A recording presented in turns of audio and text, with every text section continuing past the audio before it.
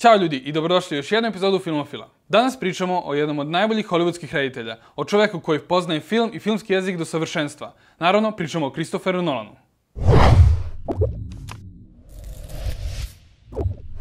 Na petom mestu naše liste je film koji izvukao i Batman franšizu iz mraka. Film koji je definitivno utabao stazu ostalim superheroj filmovima. Naravno, to je The Dark Knight iz 2008. godine.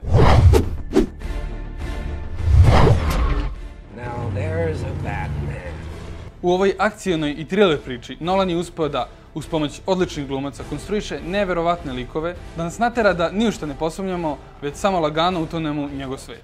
Christopher Nolan svaki svoj film promišlja do najsitnijih detalja i onda ih kasnije povezuje jednu celinu koju koristi za pripovedanje. On je kao temu filma uzeo Batmana, ali je ispričao priču o moralu, pravdi, anarhiji, sociološku priču o društvu i o zakonu, strahu i žrtvovanju. U Dark Knightu njegovi likovi su krajnje definisani i njihovi sukobljeni ciljevi apsolutno prenose Nolanovu filozofiju i ideju filma. Ako volite superheroj filmove, ovaj definitivno ne smijete zaobići. Ako ne volite, svako pogledajte. Sljedeći film na ovoj listi smo već pominjali na našem kanalu. To je Nolanov film iz 2000. godine, Memento. Ovo vizualno prepoznatljivo Nolanovo delo iz njegovih ranijih godina krasi neverovatna struktura i način na koji nas Nolan dovodi do vrhunca filma i na koji otkriva misteriju.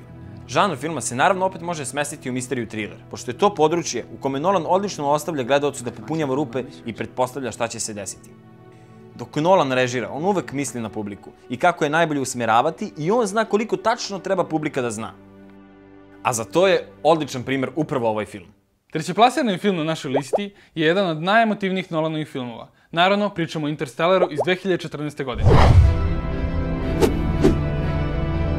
Ova, može se reći moderna odiseja u svemiru, je svakako sci-fi drama koja vas neće ostaviti ravnodušnim.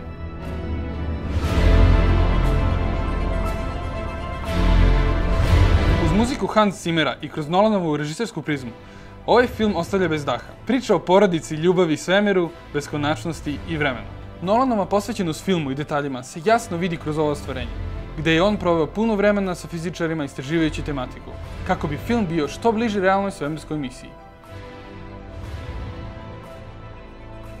Nabijen emocijama i ljudskom dramom, ovaj film dokazuje da Nolan ne dopušta da mu žanr diktira ideju. Nolan ima svoju filozofiju i uspeva da usmeri film u pravom smeru kako bi preneo svoju poruku.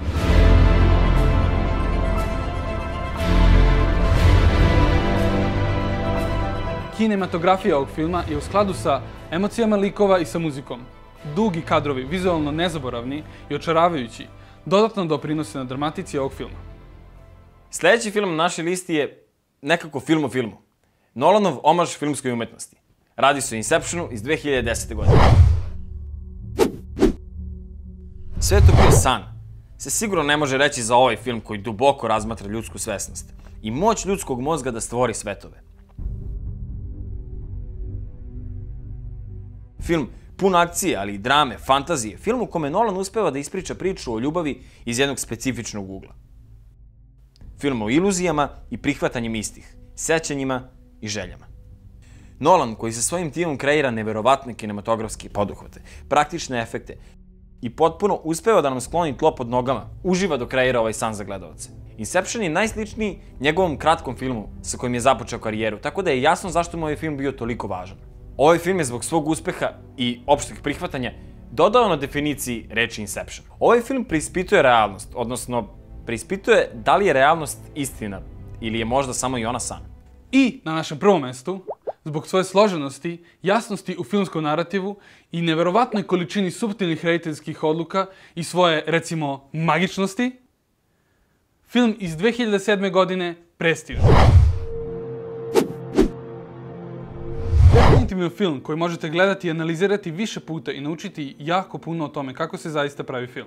Šta znači režija i kako najbolje povezati ceo filmski narativ kroz fragmentisanu priču. Ovo ne toliko popularno Nolanovo ostvarenje, koje se bavi tematikom velike iluzije, je pre svega neverovatna priča o obsesiji, rivalstvu i opasnosti istih.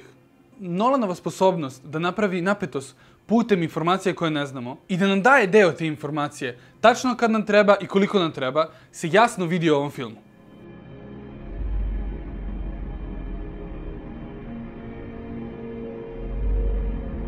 Precizna, smislena režija, sa odličnim nagoveštavanjem i povezivanjem na celu priču. I svaka scena nema samo ideju da napravi neku vrstu ekspozicije, nego i da nagovesti šta može da se desi dalje u filmu. Ako niste pogledali ovaj film, onda ga pogledajte i onda ga pogledajte još jednom, još jednom, još jednom. I onda nam recite zaista šta mislite. Izašao je novi Nolanov film, Dunkirk. Ako ste gledali, šta mislite? Na kom bi on mestu bio na ovoj listi? Da li se slažete sa našom listom? Da li bi nešto promenili? Pišite komentare, lajkujte, šerujte i obavezno gledajte filmove. I naravno, subscribeujte. Hvala vam što ste gledali i vidimo se u sljedećoj epizodi Filmofila. Bladak. 5 minuta teorije.